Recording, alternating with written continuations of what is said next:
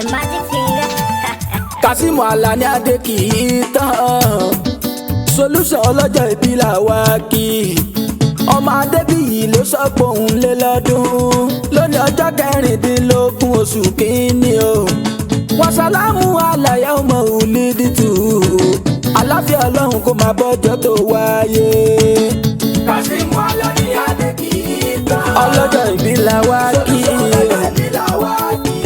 Solution ọlọ́jọ́ ìbí òun làwa kì í. 16 January náà bí ẹ sáyé. Ó ti yá àkófẹ́ mo dé bí mo ṣe ń dé. Ọmọ ìyá alákàrà wa rọ̀ sí ẹ lọ́dẹ òmu wa.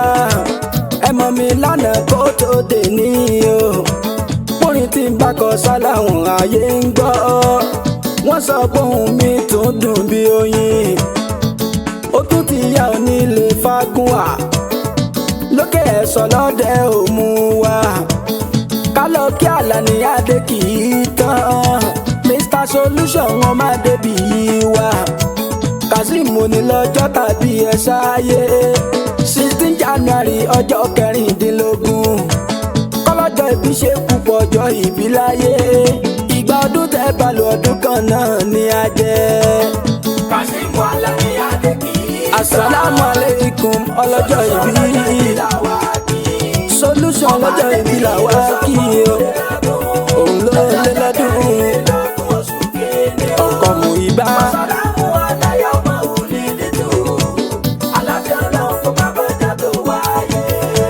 Ṣẹ́rájà tí wọ́n bí everybody wá sáyé. Ọjọ́ tó ní agbára tó sì léwu ni. Ìyá máa kú ọkọ̀mọ tó lè wáyé. Ṣẹ́rí pé má ní gbàgbé ló yẹ kọjọ́ òun ó jẹ́. Ìdí ẹ̀rí ká fi ń tọ́ lọ́jọ́ ìbí wa. Dádì Abdulwaris tó ń jẹ́ Adékọ́lá. Dádì Abdulmuiz tó ń jẹ́ Adéwálé. Dádì Adékẹ́mi tó ń jẹ́ Fàyídà.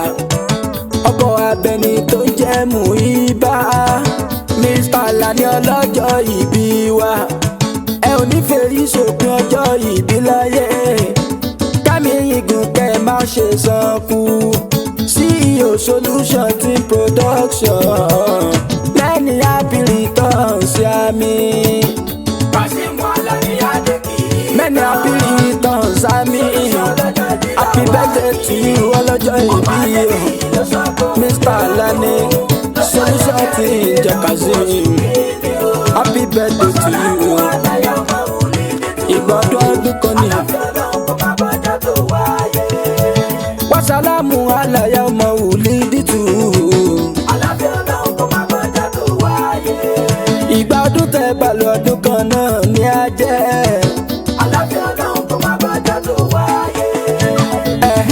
Ó ti yá mo fẹ́ kí Alani máa gbóhùn mi. Tìmí àgbàlẹ̀ o sáni wọ igi tútù tí o ṣe fi dáná. Ìtì ọ̀gẹ̀dẹ̀ sáni yín tí ó wúlò láàárọ̀ o.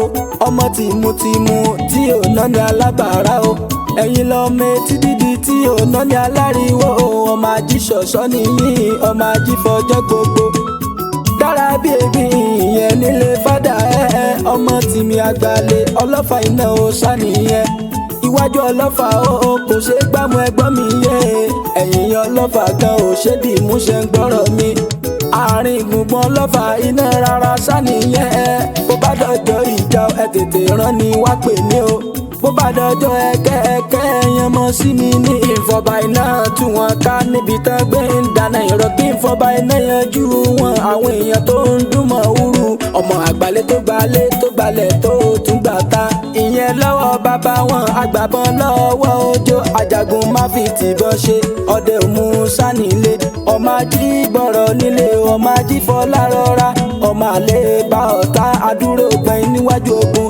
Akọ̀ máma gbọ́ tèké adúró gbẹ̀yìn nídìí òdodo àràbà ìlú Oṣàníyìn.